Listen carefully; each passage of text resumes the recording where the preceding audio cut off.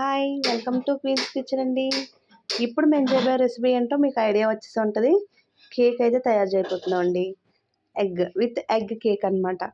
So ఎందుకు ఈ egg cake చేస్తున్నాము అంటే ఇవాళ 31st కదా. సో అందుకనేసి మేము ఈ కేక్ అనేది తయారు చేసుకుంటున్నాం.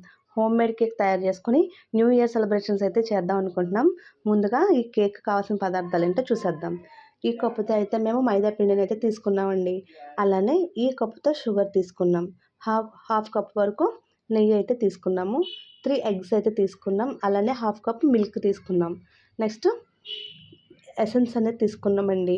Next baking powder, baking soda. So వీటితోటి ఇప్పుడు కేక్ అయితే ఎలా తయారు చేద్దామో చూసేద్దాం. ప్రాసెస్లోకి వెళ్ళే ముందుగా మనం మిక్సీ జార్లో అయితే ఈ షుగర్ని వేసుకొని మెత్తగా పౌడర్లా చేసేసుకోవాలి. షుగర్ అయితే మనకి పౌడర్ లాగా అయిపోయిందండి. దాన్ని దీంతో జల్లించేసుకున్నాం. ఇంకేమన్నా పీసెస్ లాంటివి ఏమైనా ఉంటాయి బయటకు వచ్చేస్తాయి అన్నమాట. నెక్స్ట్ ఎగ్స్ కూడా మిక్సీ వేసేసుకుంటున్నామండి. బాగా మెల్ట్ అయిపోతుంది కాబట్టి బాగా మిక్స్ అవ్వడానికి మిక్సీలో వేసేసుకున్నట్టయితే మనకి బాగా వస్తుంది అనమాట కేక్. సో ఈ విధంగా 3 ఎగ్స్ తీసుకున్నాం. 3 ఎగ్స్ కూడా మిక్సీ జార్లో వేసేసి ఒకసారి బ్లెండ్ చేసుకుంటే సరిపోతుంది. సో ఆల్రెడీ కాగబెట్టుకొని ఉంచుకున్న నెయ్యిని కూడా ఇప్పుడు ఆ ఎగ్స్ దాంట్లో వేసేస్తామండి. బాగా బ్లెండ్ అవుద్ది అనమాట ఒకసారి మిక్సీలో వేసి తిప్పేసుకుంటే. సో ఇప్పుడు మైదా కూడా ఒకసారి జల్లించేసుకుందామండి.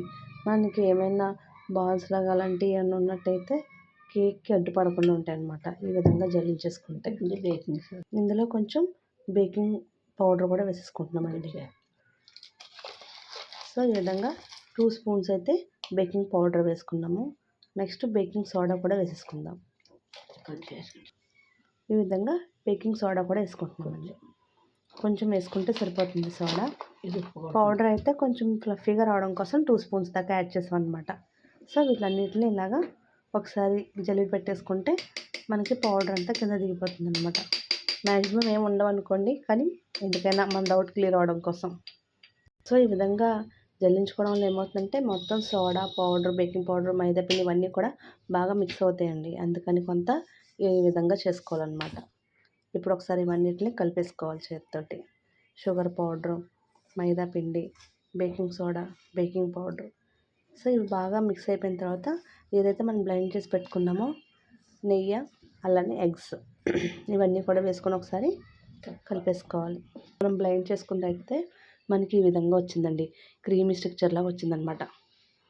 సో దీన్ని అలా వేసుకొని బాగా మిక్స్ చేసేసుకోవాలి దీన్ని.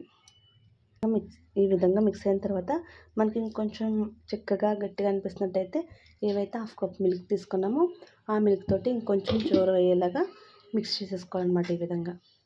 సో ఇప్పుడు లాస్ట్ అండ్ ఫైనల్గా ఎసెన్స్ మాత్రమే వేసుకోవాలి. అది కూడా వేసేసుకుందాం. ఇలా బాగా మిక్స్ చేసుకున్న తర్వాత ఎసెన్స్ కూడా వేసేసుకోవాలండి. సో ఈ కప్పు ఎసెన్స్ అయితే వేసుకుంటున్నాము. సో ఈ విధంగా దాన్ని కూడా బాగా ఇలాగా మిక్స్ చేసేసుకోవాలి. సో మనం తీసుకున్న క్వాంటిటీస్ అన్నీ కరెక్ట్గా ఉన్నట్టయితే మనకి ఈ విధంగా అయితే ఉంటుందండి స్ట్రక్చర్. ఇలా ఉన్నట్టయితే మనకి కేకు పర్ఫెక్ట్గా రెడీ అయిపోతుంది అనమాట. సో దీన్ని ఎలా అయితే మేము బేక్ చేసుకుంటామో అది కూడా మీకు చూపించేస్తాను. సో ఈ విధంగా ఒక గిన్నె తీసుకున్నామండి. ఇలా లోతుగా ఉన్న బౌల్ అయితే తీసుకొని దీనికైతే అడుగున నెయ్యి అనేది అప్లై చేసి దీనిపైన ఇలాగా వైట్ టిష్యూ పేపర్ టైప్ పెట్టుకున్నాం అనమాట. ఎందుకంటే డైరెక్ట్గా వేసినట్టయితే కేక్ మనకి తొందరగా హీట్కి బ్లాక్ షేడ్ అనేది వచ్చేస్తుంది. ఇలాగా బటర్ పేపర్ అనేది పెట్టుకున్నట్టయితే మనకి బాగా యూజ్ఫుల్ అనమాట. గోల్డెన్ కలర్లా వస్తుంది కేక్ లాస్ట్లో. సో పైన కూడా కొంచెం నెయ్యి ఉంటే అది వేసేసుకొని బాగా ఈ బటర్ పేపర్కి అప్లై చేసేసుకొని నెక్స్ట్ ఏదైతే మనం కేక్ మిశ్రమం రెడీ చేసుకున్నామో దాన్ని ఈ విధంగా అయితే అందులో వేసేసుకోవాలన్నమాట.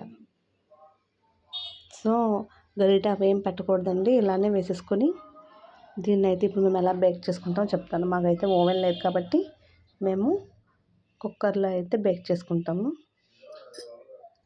సో గరిటది పెట్టకుండా మనమైతే దీన్ని అదంతా ఈక్వల్గా అవ్వడం కోసం ఇలా అయితే బాదుతూ ఉంటాం అన్నమాట నేలకేసి. ఇప్పుడు స్టవ్ వెలిగించుకొని దానిపైన ఇలా లోతుగా ఉన్న కుక్కర్ అయితే పెట్టుకోవాలండి. పెట్టుకున్న తర్వాత దానికి కొంచెం అడుగున డైరెక్ట్ హీట్ అయ్యేలా కాకుండా ఏదైనా స్టాండ్ టైప్ పెట్టుకోవాలన్నమాట. సో ఈ విధంగా అయితే మనం ఈ బౌల్ని ఆ కుక్కర్లో అయితే పెట్టేసుకున్నాం అనమాట. ఇప్పుడు దీన్ని క్లోజ్ చేసేయాలి కంటైనర్ తోటి. సో మనకి ఇలాగా 20 మినిట్స్ పడుతుందండి ఈ కేక్ బేక్ అవ్వడానికి. 20 మినిట్స్ తర్వాత మనకి కేక్ అయితే ఎలా ఉందో చూద్దాం.